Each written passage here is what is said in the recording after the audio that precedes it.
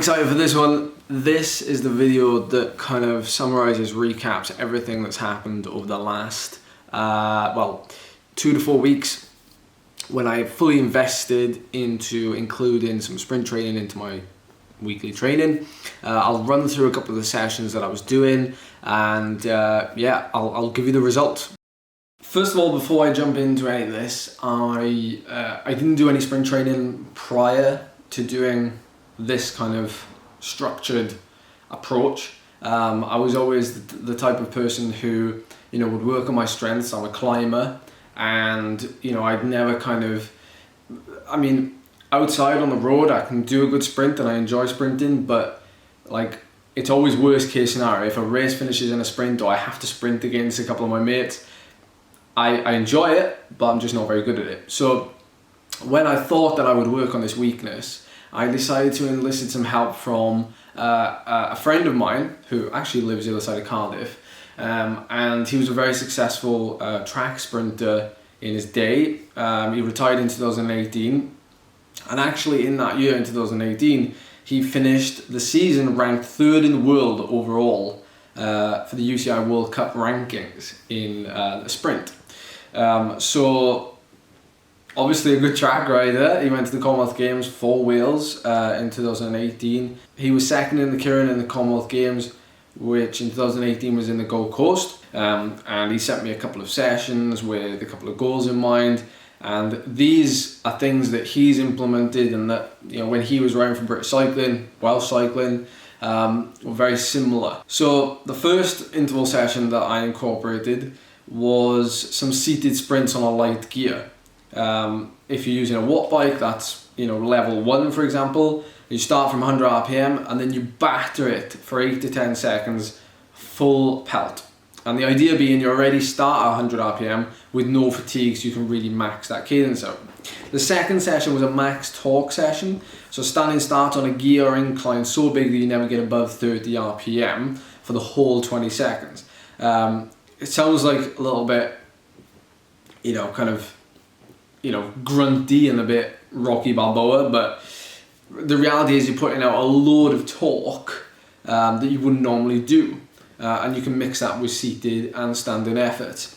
And then bringing it all together for the third and final kind of session, you start rolling at 40 RPM to take the initial standing start of the legs, and then you batter it again in a middle gear for no more than 8 to 10 seconds. He also said that most people tend to put out their peak power at between 100 and 135 RPM, which is something that I discovered while I was doing these sessions. Not only did I see an increase in my peak power, but I also saw an increase, or rather a durability of me. I was able to hold that power for a lot longer at a higher cadence. My cadence prior to doing this kind of sprint focused training wasn't as high as when I started to put emphasis into it. So those 3 sessions formed a little bit of a backbone into what I implemented for 2 to 3 weeks. And even though I was racing on Zwift as well, so I was able to balance the kind of Zwift racing with this kind of structured training.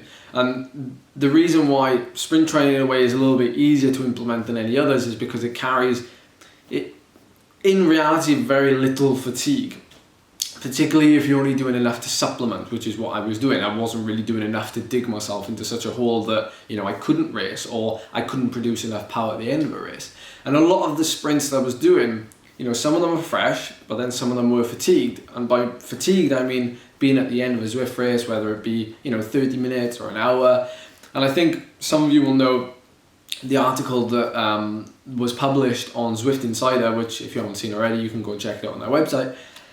That really kind of highlighted the build-up to the one race that I did in particular that I didn't think I would win, and I wasn't going there to particularly, set a new peak power or to win the race or anything like that. But I was able to finish the race, win the race, but also have a very good sprint over, I think it was 12 seconds. So as we went through these weeks, you could actually see a rather obvious change in my technique, my maximum power, the durability of that power, and then you can actually see my finishing positions in sprint finishes becoming very becoming very consistent even in a reduced bunch finish. So I released a video on the 18th of May 2020, which is almost exactly a month ago, 4 weeks. And there was loads of comments below the video. A couple of you were giving your own input, which I took on board. And also because I live streamed a lot of the sessions that I was doing that you can see on the YouTube channel. You can see them all here listed. This is where we started right here over on my weakness, a better sprinter in 2 to 4 weeks. And then we kind of floated some sprint training in between workouts then for the next couple of weeks after that, which you can catch in those live streams. So the interesting part of it was when I headed over to WKO, which is the analysis software that I use, particularly for things like this, where you can go really deep and really precise into certain aspects of your performance. And I split the analysis into 2 parts. So we've got part 1, which you can see over on the right hand side here.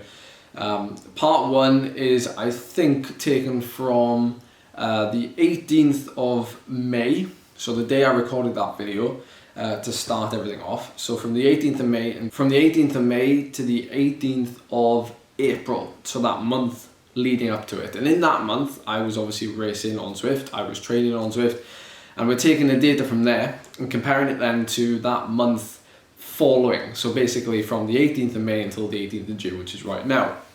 Or rather, it's the 16th that I'm recording this, but you get the picture. And then I split that into 2. So we've got number 1 is that first month and number 2 is that second month. And if you look, both of them, one of them's got 50 written next to it, the other one's got 51. So that's the number of workouts I did in those 4-week segments. So yeah, 50 workouts in a week is quite, or 50 rides in a week is quite a lot. But take that with a pinch of salt. Some of them were like half an hour long, half an hour races, things like that. So what I've done is taken that, and now I'm looking at the power duration model. So our aim was to kind of take that 10 second power and to drag it out, but also to achieve a slightly greater peak. So that in theory, if you have a greater peak, then the 10 second average would also be higher as well, because you wouldn't have so much of a drop off in power. So if we have a look at the first month, so the month leading up to when I actually started the sprint training, you'll see that my peak 1 second power is 883 watts. You can see that just at the top there. So when we go over to 5 seconds, it's 829. And then if we go to 10 seconds, it's 789. Now, you can see the curve then flattens out, and even for 20 seconds is pretty much the same.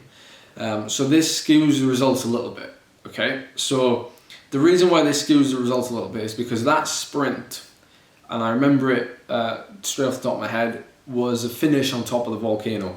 It was 2 laps and it finished on top of the volcano. So it was a long sprint. You go up that really steep finish to the banner. So opened up the sprint very early and was able to hold it. So that was a different sprint to what we managed to do. But you can still take the 5 second and between the 0 and 5 second power was from a different race. Okay, so when we compare that to the next month, you'll see that already, this is the month I started the sprint training, my 1 second was 974. This is all indoor power now, by the way. So comparing it, 974 to 883. So it's almost 100 watt difference. Then we go across to 5 seconds, and 829 to 863. So we're looking at around 30 to 40 watts. We look at 10 seconds, 833. This is for the sprint month. 789. So again, 30 to 40 watts. So what we've managed to do in the space of a month is basically lump on 40 watts to our prolonged sprint power. And of course the peak power is a lot more, is a lot bigger. There's a whole almost 100 watts added onto it there. but you could assume that that would be you know, a power meter blip or, you know, something along those lines. So we're taking all this information with a pinch of salt, but what we can see is that there is a definite gain in power, whether that be mentally or physically. It doesn't really matter. The point is that we've actually improved. Now, if we look at the power profile, which actually tells us in watts per kilo how we've improved and where we've improved, keeping the same weight in mind. Again, this is the first month, so you can see the 20-second power is abnormally high because of that really long sprint finish on the volcano. But if we go back to the 10 seconds, we're looking at 13.2 watts per kilo for 10 seconds.